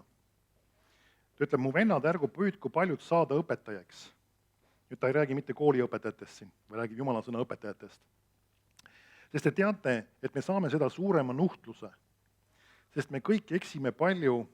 Kui keegi kõnes ei eksi, siis ta on täiuslik mees, sõna täiuslik räägib siis täiskasvanu või küps ja mitte niivõrd loomulikult, vaid vaimulikult just, kes võib ka talitseda kogu ihu. Kui me paneme suulised hobustele suhu, et nad oleksid meile sõnakuulelikud, siis me juhime kogu nende keha. Vaata laevugi, ehk need küll on suured ja kangest tuultest aetavad, juhitakse üsna väikese tüüriga sinna, kuhu päramehe tahtele meeldib. Nõnda on ka keel pisuke liige ja kiitleb suurist asjust. Vaata, kui pisuke tuli süütab suure metsa. Samuti on keel tuli, on maailm täis ülekohut. Keel meie liikmete seas saab selliseks, mis reostab kogu ihu ja süütab põlema eluratta, nagu ta ise on süüdatud põrgust. Nüüd 4. salm ma vaatan uuesti. Ma lähen just selle laeva näite juurde. Ta ütleb, vaata laevu. ehk need küll on suured ja kangest tuultest aetavad. Et saame aru, tegemist ta räägib võrkpildi kaudu ja võrdleb meid justkui nagu laevaga ja meie elu justkui ühe mere peal sõitmisega. Kas ta ütles seda, et tuuli ei ole, kui sa oled kristlane? Lained ei ole, kui sa oled kristlane. Ta ei ütle seda. Lained on olemas, tuuled on olemas ja need puhuvad. Amen. Jeesus räägib ka sellest, kui me peame oma koja kaljule ehitamist, ta ütleb, et tulevad erinevad tuuled ja tormid ja asjad, mis põrkavad vastu seda koda. Amen. Jumal ei ole sind nii-öelda immuunseks muutnud tormide või tuulte suhtes, aga ta on andnud sulle keele. Amen. Ja ta võrdleb seda keelt siin siis laevatüüriga. Me võib-olla kõik ei ole väga palju laevaga sõitnud, võib-olla mõned meist on võib-olla isegi päris kogu selle mootori ja selle asjade juures olnud, aga enamus laevadel, isegi nendel kaasaegsetel, on natuke teistmoodi küll see võib-olla tehtud, on olemas niisugune asi nagu laevatüür ikkagi niiamaani. See on kuskil laeva tagaotsas, on üks niisugune, väga lihtsaks üritan teha, niisugune lapakas, mis nii-öelda liigub seal taga. Ja kui on vaja ühes suunas keerata, siis seda keeratakse ühele poole ja teises suunas siis teisele poole. Ta on nendel suurematel laevadel on päris suur ta. Ja sellega mismoodi pööratakse laeva suunda, vasakule või paremale siis vastavalt, nagu pöörata on vaja või ringiratast lausa. Ja selle sama asjandusega suunatakse, kuhu see suur laev liigub keset torme, keset tuuli. See, kuidas seda nii-öelda sama laevatüüri siis suunatakse. Kuskil on seal rool või mingisugused muud, kaasaegsemad laevadel mingisugused muud süsteemid, mismoodi seda iganes juhitakse, aga on olemas see süsteem paika pandud. Ja see tüür, sinu elul on ka olemas tüür. Ja sinu elu läheb sinna, mida sina ütled. Amen. See on väga oluline. Eriti kui me räägime tervenemisest. Seda aeg-ajalt ikka kuuleme. Aga mul on kogu aeg see haigus. Mul on kogu aeg see, mis iganes too asi. See köha või see nohu või see... Kas sulle meeldib see? Kas sa naudid seda? No kui naudid, siis las edasi. Aga kui sulle see ei meeldi, siis hakka rääkima seda, mitte mis sa täna oled või see, mis sul täna on, vaid see, kuhu sa tahad jõuda. Meist ikka mõni vahest on Soome suunas sõitnud või kuskile kaugemalegi siin laevaga üle mere. Kujuta ette, kui see on üks udune päev, totaalne udu. Öelda, et ta sõidab siit mere peale välja siit Tallinnast ja jõuab sinna suhteliselt keskpaika ja ei paista ei Tallinnat, ei paista ei Helsingit. Kõik on üks ühtlane udu. Sellised aegu kindlasti juhtub aegalt, ma olen päris veendunud. Kõik on üks ühtlane udu. Ja kuskil seal vahepeal on mõni saarekene asi ka, millele ei tohi otsa sõita. Ja nüüd, kui see, kes seal see tüürimees on, ütleb, et midagi pole näha.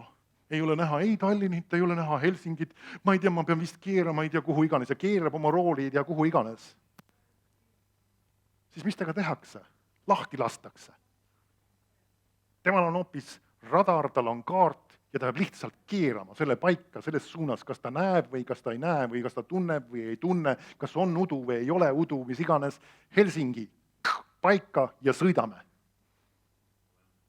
Täpselt samamoodi, sina ütled tervenemine, keerad paika ja sõidame. Ma olen terve sellest nohust, sellest köhast. Mul ei ole seda kogu aeg püsivalt, kiitus Jumala. Mul on see ja teine kolmas, muuda oma tunnistus. Ja see on sageli see põhjus, miks inimesed kaotavad tervenemise.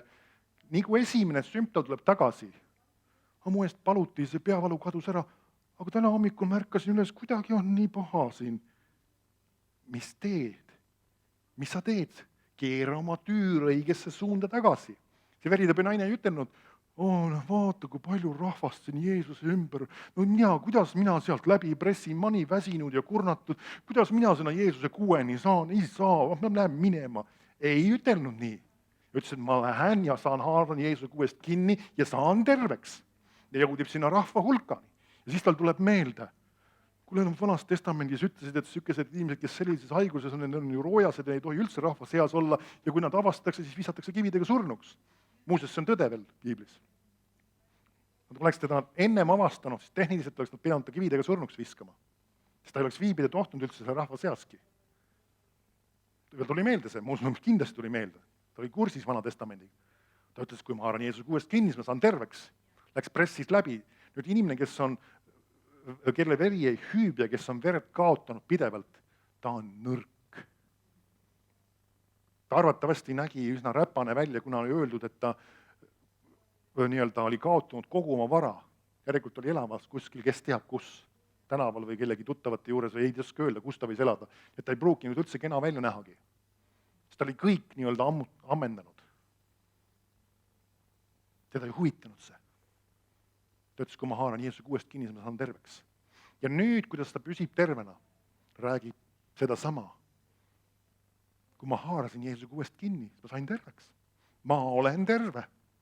Kui ta oleks sümptom tagasi tulnud, siis mis ta oleks pidanud tegema? Seda sama edasi rääkima, mida Jumal ütles. Mida Jumala sõna ütles tema kohta. Minu peale pandi käed ja ma sain terveks. Ma olen terve. Ma olen vaba. Amen. Surm ja elu on sinu keele võimuses. Amen.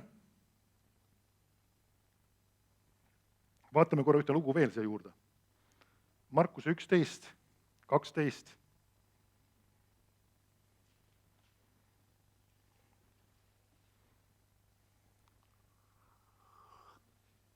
Ma tean, et see on sulle vahest tuttav, mitte vahest, vaid suures osas tuttav. Aga need ongi need asjad, mis toovad sinu elus läbi murrangud. Need ongi, need toovad sulle lahendused. Need asjad, mida sa oled kuulnud ja need saavad sulle ühel hetkel ilmutatud. Amen. Markus 11, 12 ütleb, ja kui nad teisel päeval Betaaniast väljusid, oli tal nälg. Räägib siis Jeesusest ja arvatavasti tema jüngritest ka. Ja näes kaugelt viigipuud lehis, läks ta vaatama, kas ta sellelt midagi leiab. Aga sinna juurde jõudes ei leidnud ta midagi muud kui lehti, sest ei olnud veel viigimarja aeg. Ja Jeesus hakkas kõnelema ning ütles, ärgu iialgi enam sinust ükski vilja söögu. Ja tema jüngrid kuulsid seda. Nüüd Jeesus ütles midagi välja. Nüüd seda tasub tähele panna, mida ta ütles siin välja. Nüüd jättes väikse vahele 20 salmist lähen edasi. Ja nüüd nad tulevad uuesti sealt mööda, ütleb, ja vara hommikul nägin nad mööda minnes viigipuu juureni ära kuivanud olevat. Siis Peetrusele tuli meelde issanda sõna ning ta ütles temale, rabi, vaata, viigipuu, mille sa neetsid, on ära kuivanud. Jeesus vastas ning ütles neile, olgu teil usku Jumalasse. Tõesti, ma ütlen teile. Kui ta ütles neile, siis meie oleme ka Jeesuse jüngrid. Ja Jumal ei tee vahet isikute vahel. Siis ta ütleb ka meile. Kui keegi ütleb selle mäele, tõuse paigast ja lange merre ja ei mõtle kaksipidi oma südames, vaid usub, et see, mis ta ütleb, sünnib, siis see saab temale. Sinul on antud õigus ja meelevald rääkida haigustega, probleemidega, raskustega oma elus ja käskida neil lahkuda. Samamoodi, nagu sul on öeldud, siin on kutsutud valitsema oma elus, siis sa võid ka valitseda nende asjade üle oma elus. Piibel nimetab meid kuningateks. Me oleme need kuningad muidugi, kes alluvad kuningate kuningale muidugi. Aga ta nimetab meid kuningateks. Amen. Ja me peame kasutama meelevalda. Kui see valu tuleb, kui see sümptom tuleb, siis sa ütled Jeesuse nimel, ma ei võta seda vastu. See ei kuulu mulle. Lahku, ma olen terve. Ja sa räägid seda. Ja kiidad Jumalat, ma olen vaba sellest, ma olen terve. Jeesuse haavade vermet läbi, sinu suusõnad hoiavad sind tervena. Samamoodi nagu see naine sai terveks, samamoodi ta pidi püsima tervena. Ma olen terve. Amen, ma olen terve. Ei tunne isegi, võib-olla sümptomid on tagasi tulnud, aga sa ütled, ma olen terve. Ja seda on mitmeid kordi inimesed näinud. Nad on saanud terveks, sümptomid on tulnud võib-olla järgmisel päeval, nädalal või mingi muu aja pärast tagasi. Ja ütlenud, ma ei nõustu sellega, sest Jumal on mind tervendanud. Ja surm ja elu on minu keele võimuses ja ma käsin sellel kaduda. Ja ma ei võta seda vastu, mulle ei kuulu see. Ja plaksti need sümptomid kaovad uuesti ära. Ja kurat ei tulegi enam neid segama. Vahest on see mingi perioodi. Sümptomid tulevad mingiks ajaks justkui isegi ja koheselt isegi ei lahku, aga ikkagi ta jääb selle juurde, et mulle saab see, mis ma ütlen. ma usun seda ja ma jään kindlaks, ma hoian oma laevatüüri Helsingi suunas ja ma jõuan läbi udu ka sinna kohale. Amen. Ma jõuan läbi udu ka kohale sinna. Udu ongi sümptomid. Läbi sümptomite jõuan ikkagi kohale, ütlen, see on minu. Ja ma ei anna oma tervenemist, mis mulle on kingitud. Surm ja elu on sinu keele võimuses. Naine, sa oled lahti oma haigusest, mine ja ole terve. Ole terve, sa oled terve nii, nagu sa selle oled saanud. Ta oli kuulnud Jeesusest. Siis ta rääkis. Ta rääkis seda sõna. Amen. Ta rääkis seda sõna. Ja talle sai see. Ja ta hoidis seda. Amen. Ta hoidis seda. Ta hoidis seda tervenemist. Me ei peaks kunagi küsima, Jumal, miks sina lasid selle haiguse tagasi tulla? Jumal küsib, miks sina lasid selle haiguse tagasi tulla hoopis? Sest et sinu vastutus on. Piibel ütleb, seiske vastu kuradile. Ta ei ütle, et mina taevast seisan kuradile vastu. Ta ütles, sina seisa vastu kuradile. Siis ta põgeneb sinu juurest. Sul on antud meelevald. Amen. Kristlastena meil on siin antud meelevald siin maa peal ja sinu enda elust on antud meelevald. Sinu ülesanne on seista vastu kuradile ja kästidel alla ära astuda. Jumala kingitus ei ole haigused. Jumala kingitus ei ole needus. Jumala kingitus ei ole vaesus. Jumala kingitus ei ole puudus. Jumala kingitus ei ole segadus. Jumala kingitus ei ole hirm. Amen. Sinul on meelevald, sul on õigus öelda haigus, sina ei ole minu ihus. Kas niimoodi ütlen? Jah, täpselt nii ütledki.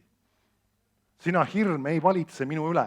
Isegi kui sa seda tunned, isegi kui sul see emotsioon on alles, isegi kui sul see kogemus on justkui ikkagi ütled, ma ei lase sellel valitseda. Ja Piibel ütleb väga selgelt, et Jumal ei ole andnud meile hirmu vaimu. Eestikeelne tõlge, vana tõlge tõlgib küll, et meil ei ole antud arguse vaimu. Aga tegelikult see ongi see sama sõna. Jumal ei ole andnud meile hirmu vaimu. Amen. Jumal ei ole sulle hirmu andnud. Järelikult sa pead sellele vastu seisma. Selle on keegi teine selle andnud. Kurat on selle pakkumas sulle. Hirm ei kuulu sulle. Amen. Halleluuja. Halleluuja. Proua, kas tuleks ette praegu? Ma tean teile lugu, selles mõttes me rääkisime eelmine pühapäev. Ma tahan paluda praegu teie eest. Halleluuja. See sõna on just teie jaoks, kas saakski kellel meesterahva selle tahan? Kaks juhuks. Halleluuja. Ma käsin sellel hirmul lahkuda, seal kogu selle probleemidel, millest oli juttu, lahkuda. Ja need ei tule enam tagasi. Aga sinul on ka vastutus, nagu ma olen õpetanud. Kui peaks tulema kogemused, need emotsioonid, need sümptomid, rääkida välja julgelt. Jumal, sina oled mind terveks teinud ja mina ei luba sellel tulla tagasi. Jeesuse nimel ma käsin sellel hirmul kaduda. Jeesuse nimel lase ta lahti. Jeesuse nimel sina hirm lase lahti ta. Sa ei tegutse enam siin ihus. Täielik vabadus, täielik rahu, täielik hingamine. Hingamine, rahu, rahu, rahu, pea laestele tallani. Isa, ma tänan sinu rahu eest, mis on ülem kõigest mõistusest. Ülem kõigest mõistusest. Ülem kõigest mõistusest ja hoiab meie südame ja mõtted Kristuses Jeesuses. Ja ma tänan sinu rahu. Jumala rahu. Jumala rahu. Halleluuja. Tänu Jumalale. Tänu Jumalale. Amen, sa võid minna oma kohale. Jumal on andnud meile oma rahu. Jumal ei ole andnud meile hirmu. Amen. Ta on andnud meile rahu. Amen.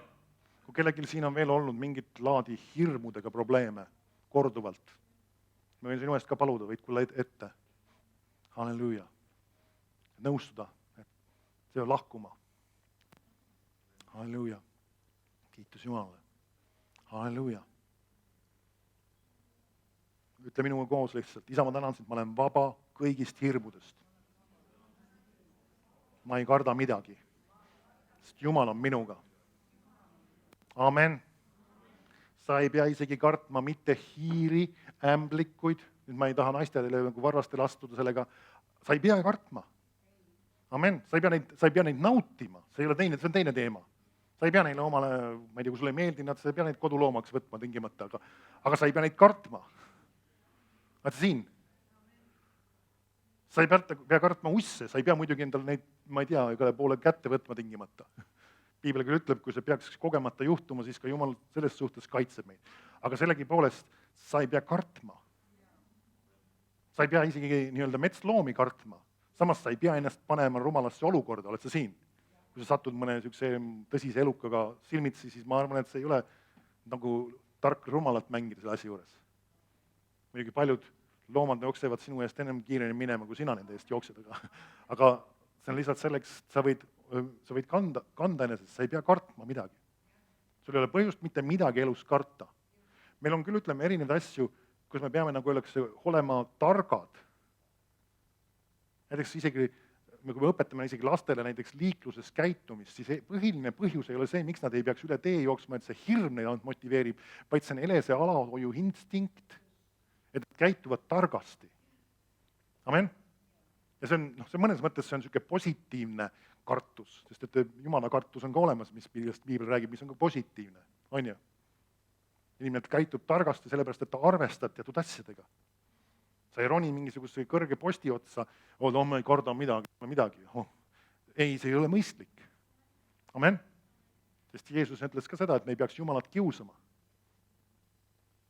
Eestis on ka mõningaid juhtumeid juba olnud, kus on inimesed ronivad mingisuguste vanade konstruktsioonide ja asjade ja ehitiste otsa ja üritavad seal, nagu öeldakse, erinevaid trikke teha ja seal pilti teha ja videosid teha ja öelda, et see on nii kihvt ja väpustav. Kristlasena see on lollus. Oled sa siin või? Ja mõningad sellised surmatrikid, mida veel välja mõeldud on, küsimus on selles, kas see on alati kõige õigem seda teha kristlasena. Amen?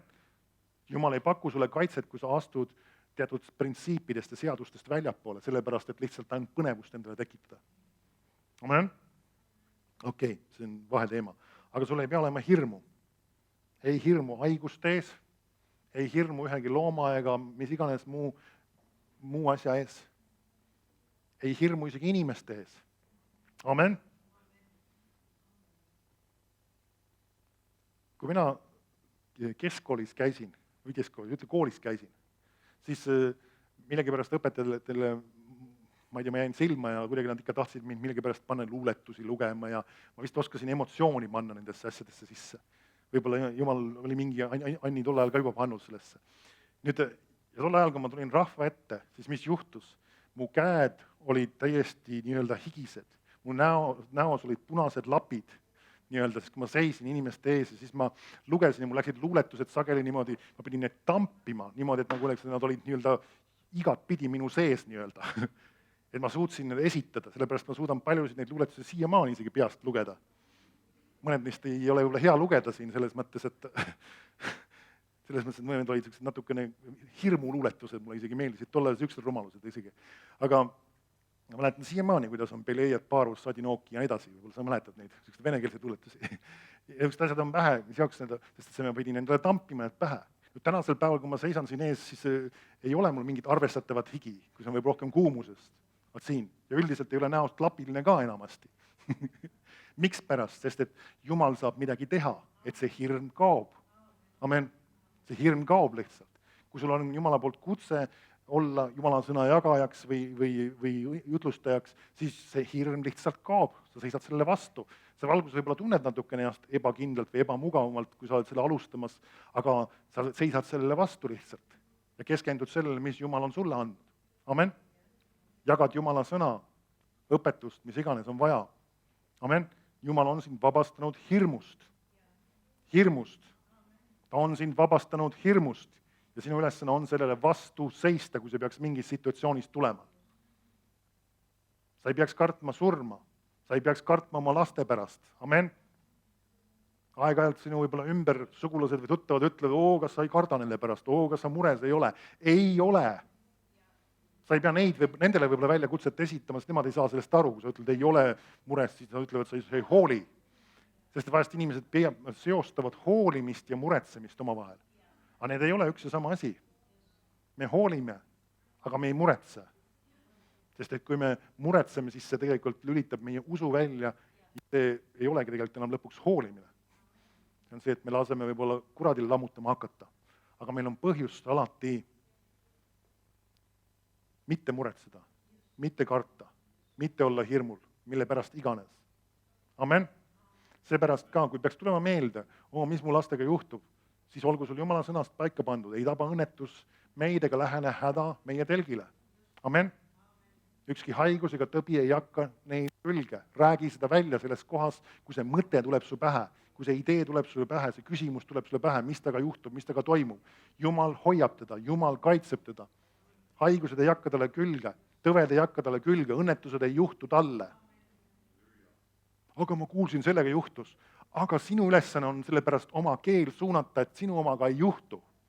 Amen. Me ei ole kohtumõistjad, miks selle või tollega juhtub midagi, aga meie ülesanne on see, mis meie saame paika pandud, mis meie elus toimub. Amen.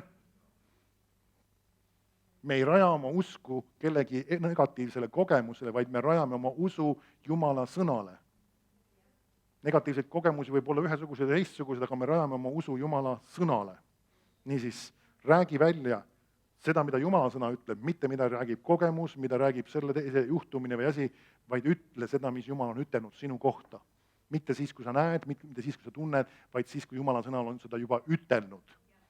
Ja see oli see, mida selles loos veritabi naine tegi. Ta rääkis välja seda, mida tahtis näha. Ja ta sai selle. Ja ta sai selle. Kui sina räägid jätkuvalt välja, mida Jumala sõna sinu kohta ütleb, siis varem või hiljem see sünnib ka sulle. See sünnib sulle. Saame aru, siin on teised printsiibid ka selle juures, selle ütlemise juures, aga siiski see on üks oluline printsiip piiblis. Me ei saa seda lahutada teistest olulistest asjadest. Me peame olema inimesed, kes käivad sõnakuulelikkuses, kes käivad koos Jumalaga, kes uurivad Jumala sõna ja see toob meile usu, et ka meie sõnad kannavad. See ei ole ainult sõnade korutamine. Vahest mõni ütleb, et ma panen endale tunnistuse lihtsalt seina peale, kõik läheb mul hästi, kõik läheb super, kõik on imeline, kõik olen terve, aga seal on mõningad teised olulised eluprintsiibid veel, mida me peame järgima, et see võiks funktsioneerida. Sellepärast me ei saa seda tänasest kontekstist eraldi teemana välja tõsta. Amen? Amen. Okei, vahemõte siin. Kiitus Jumalale. Halleluuja. Palvetame lihtsalt siin veel. Kiitus sulle, isa. Halleluuja. Ma tänan sind, et sa oled hea. Sa oled imeline Jumal. Sa oled helde Jumal. Sa oled öelnud, et sina oled meie ravija. Sina oled meie tervendaja. Sa oled meid vabastanud hirmust. Sa oled meid vabastanud muredest. Sa oled meid vabastanud depressioonist. Sa oled meid vabastanud segadusest. Tänu sulle, isa. Surm ja elu on meie keele võimuses. Halleluuja. Halleluuja. Kiitus, isa. Tahan lihtsalt, et sa minuga koos räägiksid asju välja. Mõni asi võib-olla on sinu jaoks otseselt tänaseks küsimuseks või probleemiks. Mõne puhul on see lihtsalt, sa ehitad oma usku. Ütle minuga koos, isa, ma tänan sind, et sa oled mind vabastanud hirmust. Sa oled mind vabastanud depressioonist. Sa oled mind vabastanud muredest. Sina hoolitsed mu eest. Ma ei karda midagi, sest sina oled minuga, minu kõrval, minu juures ja minu südames. Amen. Amen. Kiitus Jumalale. See on piisav sulle, et käia vabaduses juba. Kui sul oli probleeme, depressiooni, hirmu või mille iganes, sellest samast piisab juba. Sa oled vaba. Sul oli probleeme muretsemisega, sa oled vaba. Sellest samast piisas praegu, mis ma ütlesin. Amen. Ja sa ise ütlesid, et see piisab sellest täiesti. Vahest mõni ütleb, et veel peaks paluma minu eest ka. Mitte tingimata. See ei ole vale paluda vahest, aga ma usun, sa võid täna võtta, see on sinu oma. See on sinu oma. Sa oled vaba. Sa oled vaba depressioonist. Sa oled vaba hirmust. Amen. Sa oled vaba muredest ka. Sa oled vaba muredest. Küsid, mismoodi? Sa heidad need Jumala peale ära ja sa ei võta neid enam tagasi. Kus sa võid teada, sest tema peab hoolt sinu eest. Ta on ütelnud oma sõnas, et ta hoolitseb sinu eest. Amen. Ta hoolitseb sinu eest. Seda, mis iganes asjad, mis meil elus võivad ette tulla, ta hoolitseb, need asjad saavad korda, need saavad korraldatud. Need saavad lahendatud, need probleemid. Ta hoolitseb sinu eest. Ja kui Jumal hoolitseb, siis ei ole kedagi, kes saaks paremini hoolitseda. Kui Jumal asju korraldab, siis ei ole kedagi, kes saaks asju paremini korraldada. Amen. ta ütleb, et tema peab hoolt sinu eest, see tähendab seda, et ta hoolitseb sinu eest. Amen. Ma tsiteerisin piibli kirja kohta, mis räägivad sellest, et me võime muredest vabad olla. Amen. Kiitus Jumalale. Ja nüüd sa oledki, sa küsid, mitu muret mul on? Mitte ühtegi, kui sa oled Jumala käest andnud ja kui Jumal hoolitseb sinu eest. Ja ta hoolitseb su eest. Peab hoolt igal päeval, igal hetkel, igas situatsioonis sinu eest. Amen. Nii sinu laste eest, sinu rahaasjadest, sinu tööasjadest, mis iganes asjadest ta hoolitseb. Ja sellepärast sa ei pea muretsema, sest et tema hoolitseb. See ei tähenda seda, et sa nagu öeldakse, oled oma nii-öelda lähedased või oma asjad nagu ripakil jätnud. Ei, sa oled andnud Jumala kätte ja Jumal hoolitseb ja see on palju rohkem ja paremini hoolitseb, kui sina seda teha. Sest nagunii sina ei suuda seda asja lahendada. Ja kui Jumal oskab korraldada asju, siis ta korraldab paremini, kui sina oskad neid asju korraldada. Amen. Nii et ära muretse, mitte millegi pärast. Ja kui seda asi tahab meile tulla taas või see mure tahab uuesti meile tulla, siis ütled, isa, ma tänan, sina hoolitsed. Sina hoolitsed selle eest või hoolitsed nende eest või iganes moodi. Sina hoolitsed ja ma ei muretse. Kiitus Jumalale. Igal päeval, kui meil siin meelde tuleb uuesti, ütled, isa, ma tänan, sina hoolitsed. Ma ei muretse. Tuleb jälle uuesti meelde, ütled, isa, ma tänan, sina hoolitsed. Ma ei muretse selle pärast. Sest nagunii see muretsemine ei aita selles juures. Aga see aitab, et sina hoolitsed. Amen. Kiitus Jumalale. Amen.